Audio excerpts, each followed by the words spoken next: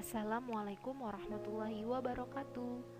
Bertemu lagi dengan saya, Asri Nurfitriani, masih dengan pembahasan struktur dan fungsi jaringan hewan part kedua.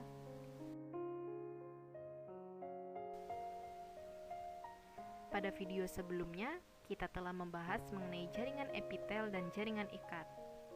Nah, dalam video ini kita akan mempelajari mengenai jaringan otot dan jaringan saraf.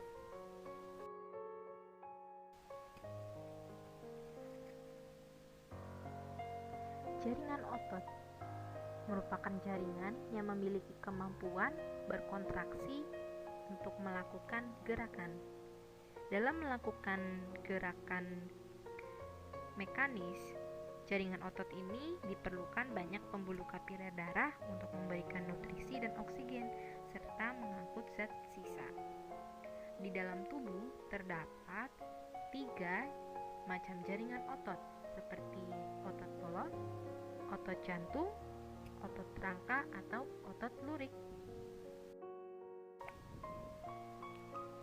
Jaringan otot yang pertama yaitu jaringan otot polos, merupakan otot involunter atau otot tidak sadar karena gerakannya tidak menuruti perintah yang diinginkan. Jaringan otot polos ini memiliki ciri-ciri seperti yang pertama, sel otot polos berbentuk gelendong seperti yang terlihat pada gambar. Yang kedua, selnya berukuran panjang 30-200 mikrometer dan berdiameter 5-10 mikrometer. Ciri yang ketiga, memiliki satu inti berbentuk oval di tengah sel. Yang keempat, aktivitasnya lambat tetapi mampu berkontraksi dalam jangka lama dan tidak cepat lelah. Jaringan otot polos ini terdapat pada saluran pencernaan makanan, dinding pembuluh darah, dan pembuluh limfa.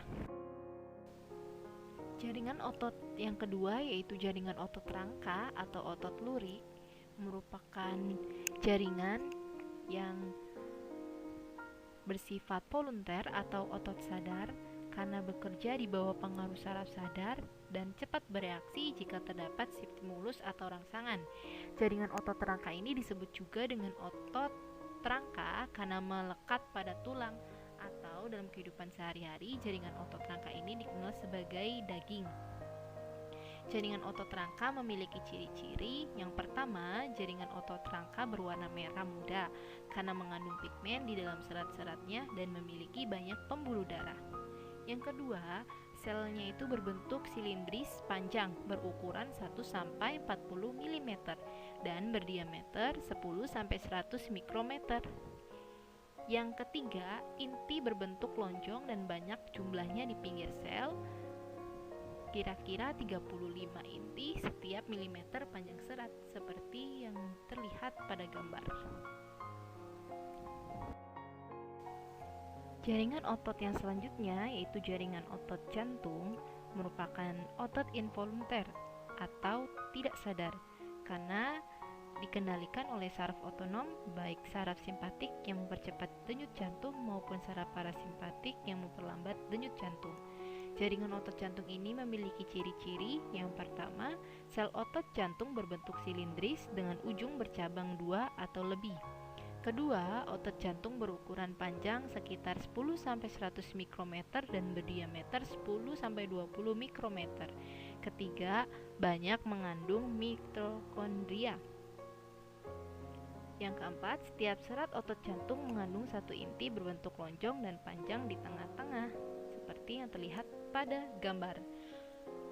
Selain itu, otot jantung ini berkontraksi cukup kuat secara ritmis dan otomatis sekitar 72 kali per menit.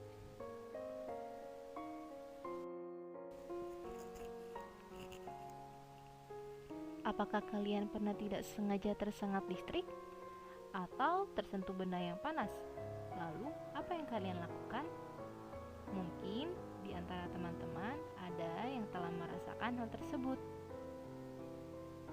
Seperti ilustrasi gambar di bawah ini.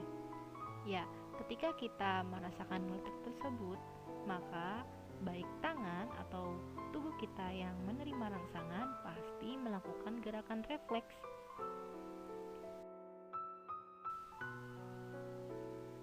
Gerakan tersebut berkaitan dengan jaringan saraf. Jaringan saraf tersebar secara luas di dalam tubuh. Jaringan saraf terdapat paling banyak 98% pada susunan saraf pusat otak dan medula spinalis atau sumsum tulang belakang. Sisanya terdapat pada susunan saraf tepi.